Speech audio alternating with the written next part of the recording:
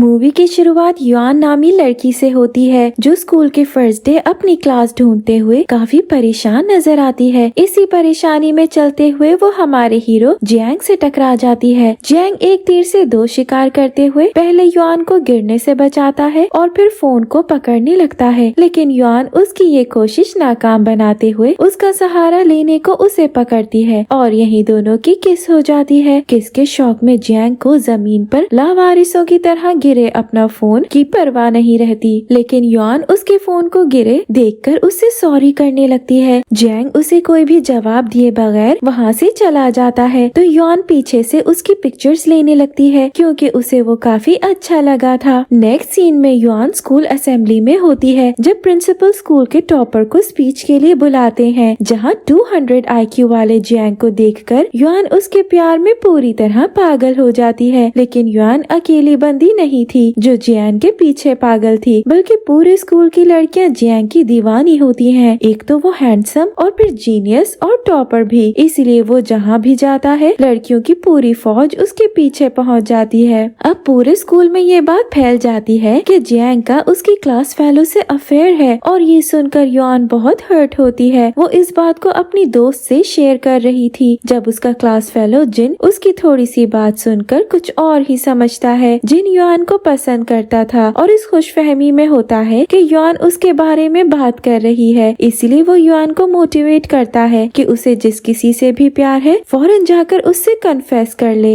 Yuan ये बात सुनकर मोटिवेट हुई फौरन उठती है और उसे खुद से दूर जाता देखकर जिनको अंदाजा होता है कि उसने अपने ही पैर पे कुल्हाड़ी मार ली है। युआन जियांग के लिए एक लव लेटर लिखती है और उसकी फ्रेंड्स किसी तरह क्लास खत्म होने से पहले फायर अलार्म बजवाकर उसे जियांग से मिलने के लिए क्लास से भगा देती हैं। युआन क्लास से बाहर निकलती है तभी एक स्टूडेंट उस पर पानी गिरा देता है क्योंकि फायर अलार्म सुन के वो हेल्प करने आया था, लेकिन युआन का तो उल्टा नुकसान हो जाता है। युआन ऐसी हालत में जियांग से मिलने चली जाती है और आखिरकार वो जियांग से अपना लव कन्फेस करते हुए लेटर उसे देती है, जो लेने के बजाय जियांग उससे कहता है तुमने सोच भी कैसे लिया कि मैं तुम जैसी लड़की का प्यार एक्सेप्ट करूंगा। जियांग उसे रिजेक्ट करके वहाँ से जाने लगता है तो युआन पीछे से आवाज लगाती है कि वो उसको अपना बनाने की कोशिश जारी रखेगी और कभी भी हार नहीं मानेगी। जियांग को जीनियस लड़कियां पसंद थी, इसीलिए युआन जैसी आम लड़की को लिफ्ट करवाने का सवाल ही पैदा नहीं होता था। जियांग तो उसे हर्ट करके चला जाता है, लेकिन पीछे से उसके कन्फेशन को रिकॉर्ड करते स्टूडेंट्स उसकी पिक्चर्स लेने लगते हैं। युआन का घर तबाह होके गिर जाता है और मीडिया इस न्यूज को काफी मिर्च मसाले लगाकर बताता है, जिसके बाद स्कूल में भी ये खबर फैल जाती है। युआन जियांग से कन्फेशन के बाद ही काफी शर्मिंदा थी कि मीडिया की वजह से इस न्यूज के स्कूल पहुंचने पर उसका सब स्टूडेंट मजाक उड़ाने लगते हैं।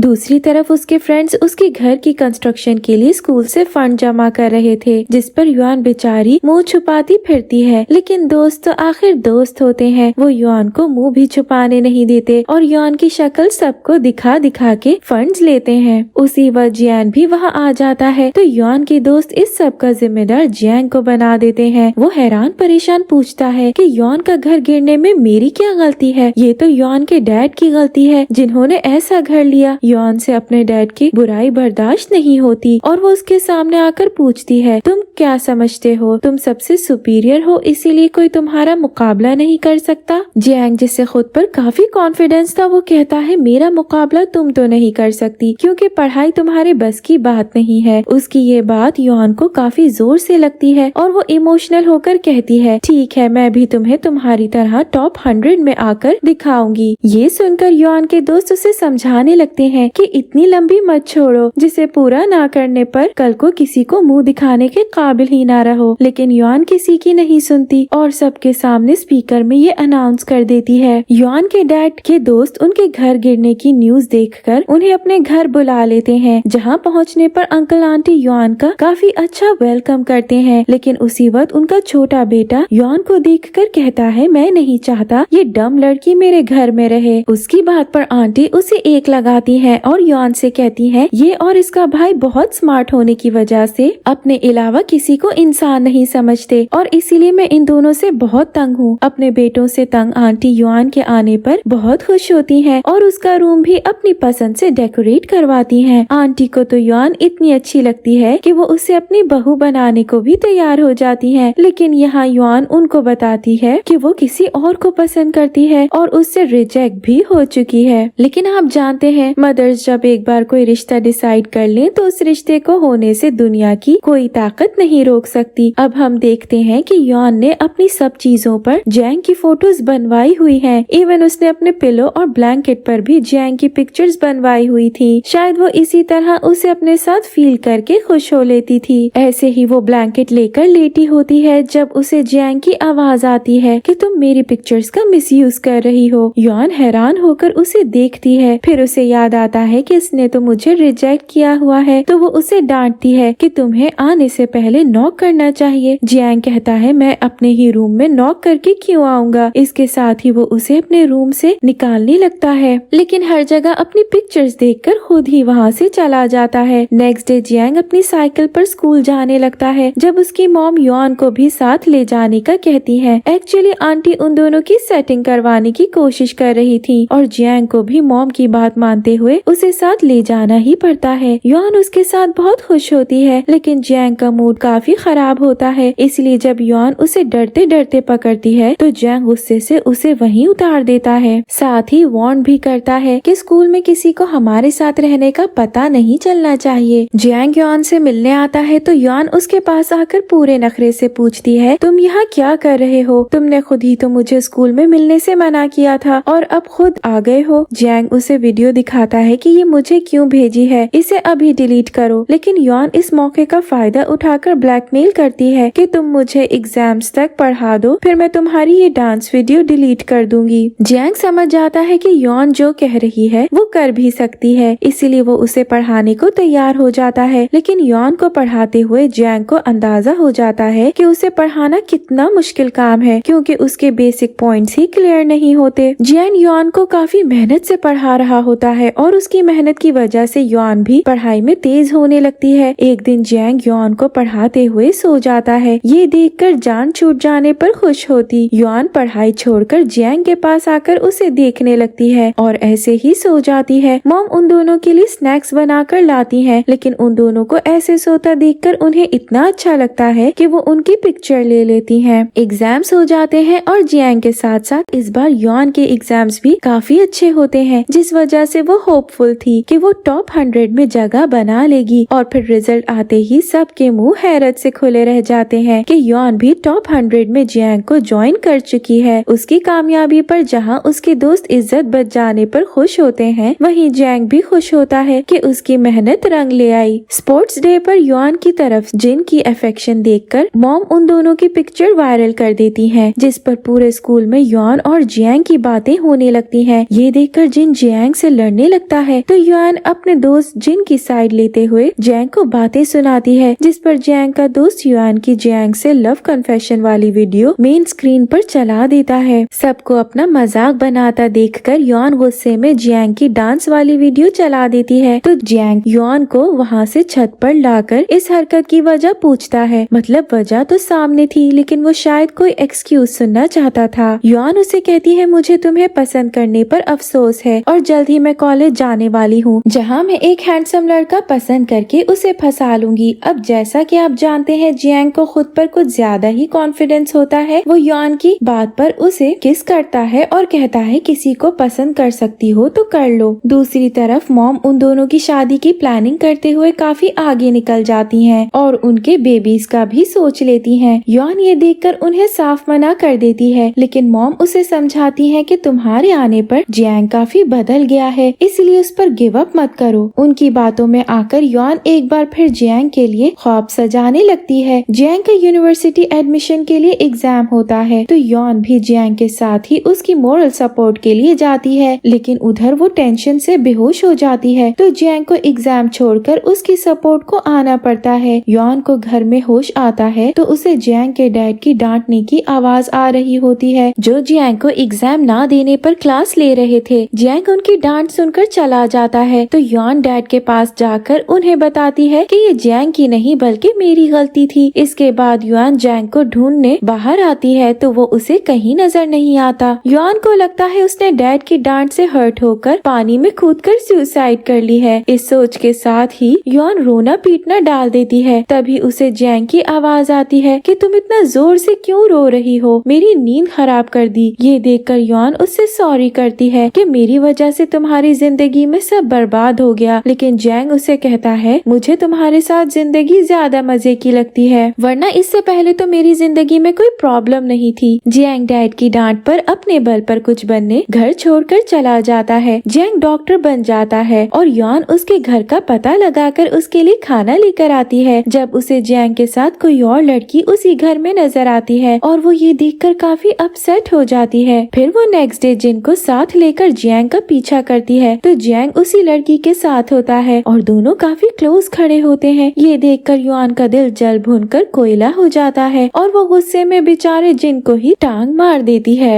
जिसकी वजह से जैंग उन दोनों को नोटिस करके उनके पीछे आकर खड़ा हो जाता है और युआन उसे फेक स्माइल देते हुए एकदम अनजान बन जाती है कि अच्छा तुम भी यहाँ आए हो। जिन और अपनी फ्रेंड के जाने के बाद जैंग युआन को बोटिंग के लिए ले जाता है और फिर उससे पूछता है कि तुम मेरा पीछा क्यों कर रही थी। अब युआन भी समझ जाती है कि सच बताए बगैर जान नहीं बचनी, तो वो उसे बता देती है कि मैं तुम्हारी और तुम्हारी दोस्त की जासूसी के लिए आई थी। जैंग उसे बताता है कि वो मेरी स्टडीज में हेल्प कर रही थी। अब युआन जो जैंग के साथ अकेले बहुत खुश थी, वो जैंग से कहती है हमें कोई साथ देखकर कपल समझ सकता है ना। जैंग उसकी एक्साइटमेंट पर पानी फेरते हुए कहता है कि यहाँ आने वाले कपल्स का ब्रेकअप हो जाता है। ये सुनकर युआन को इतना बड़ा शॉक लगता है कि वो पानी में गिर जाती है और उसे बचाता जैंग भी साथ ही गिर जाता है। फिर दोनों की हालत देखकर जैंग वहीं एक होटल में रुकने का फैसला करता है। होटल में उन दोनों को कपल रूम दिया जाता है जो किसी हनीमून कपल के लिए तैयार किया गया था। ये देखकर दोनों एक दूसरे से नजरें चुराने लगते हैं। जैंग किसी काम से बाहर जाता है तो युआन भी उसे ढूंढते हुए उसके पीछे निकल जाती है, जहाँ अपने पीछे किसी को आता फील करके डर जाती है। जैंग को देखकर वो उसे बताती है कि मेरा कोई पीछा कर रहा है, तो जैंग बताता है कि हाँ बिल्ली के बच्चे हैं दो। युआन की ये क्यूट हरकतें जैंग भी एंजॉय करने लगा था। रात को युआन को ठंड लगता देख जैंग उसका हाथ थाम लेता है तो युआन काफी खुश हो जाती है। युआन जैंग को ही ख्वाब में खुद को किस करते देखती है तो वो सोते हुए ही स्माइल करने लगती है। जैंग उसे जगाकर हकीकत की दुनिया में वापस लाता है और आप जानते हैं हकीकत हमेशा ख्वाबों की उलट होती है। जैंग के डैड की तबीयत खराब होती है तो जैंग वापस घर आ जाता है और ऑफिस ज्वाइन कर लेता है। युआन के डैड उसे कहते हैं हमें ये घर छोड़कर जाना है तो युआन काफी उदास हो जाती है। अब युआन को पता चलता है कि जैंग अपनी बिजनेस फ्रेंड से शादी कर रहा है तो वो जैंग से मिले बगैर घर छोड़कर चली जाती है। कुछ साल बाद का सीन दिखाया जाता है जहाँ एक हॉस्पिटल में एक नर्स मरीज को इंजेक्शन लगाते हुए उस मरीज से ज्यादा उछल और चीख रही थी और पेशेंट उसे हैरत से देख रही थी कि मुझे तो दर्द नहीं हुआ लेकिन इसे क्या हुआ है। ये नर्स हमारी युआन थी जो नर्स तो बन गई थी लेकिन उसकी हरकतें नहीं बदली थी। वो जैंग को भी नहीं भूल पाई थी और अब भी जैंग को सोशल मीडिया पर स्टॉक करती है। जैंग की जासूसी करते युआन को पता चलता है कि डॉक्टर जैंग स्कूल में स्पीच देने गया है तो वो खुद पर काबू नहीं रख पाती और स्कूल चली जाती है कि सब बच्चों के दरमियान छुपकर उसकी स्पीच सुन लूंगी, उसे पता भी नहीं चलेगा। लेकिन असेंबली हॉल में अकेले जैंग को खड़े देखकर वो सफाई देने लगती है। जैंग उसे खास लिफ्ट नहीं करवाता लेकिन जब वो उससे उसकी बीवी का पूछती है तो वो कहता है मैंने शादी नहीं की। वो जैंग के भाई को कॉल करती है तो उसे पता चलता है कि जैंग किसी और को नहीं बल्कि युआन को ही पसंद करता है। जैंग उसके पास आकर बताता है कि मैंने तुम्हारे जाने का सुनकर तुम्हें रोकने की कोशिश की थी लेकिन तब तक तुम जा चुकी थी। जैंग उसे कहता है मेरी सारी पोस्ट सिर्फ तुम्हारे लिए थी और किसी को वो पोस्ट शो नहीं होती थी, इसलिए आज की पोस्ट भी सिर्फ तुम्हारे लिए थी। अब फाइनली जैंग उसे प्रपोज कर देता है तो युआन खुश होकर उसे हग कर लेती है और उसका इतना खूबसूरत जवाब पाकर जैंग उसे किस कर लेता है। यही हमें पता चलता है कि होटल रूम में जैंग ने युआन को सच में किस की थी, वो कोई ख्वाब नहीं था। और यही नहीं, जिस दिन जैंग युआन को पढ़ाते हुए सो गया था और युआन भी उसको देखते सो गई थी, उस दिन जैंग ने उसके सोने के बाद उसके बैग में रखा लव लेटर पढ़ लिया था जो उसने जैंग के लिए लिखा था लेकिन उसे देने का मौका नहीं मिला था। जैंग को बच्चों जैसे आर्ट्स डिजाइन से सजा वो लव लेटर काफी अजीब लगा था। फिर उसकी लेंथ भी नॉर्मल लेटर से बहुत ही ज्यादा थी लेकिन जैंग को युआन की बातें इतनी क्यूट लगी थी कि वो सारा लेटर पढ़ लेता है और यहीं उसे युआन से प्यार हो जाता जाता है। इस क्यूट लव स्टोरी की हैप्पी एंडिंग के साथ ही ये मूवी एंड हो जाती है। Thank you for watching.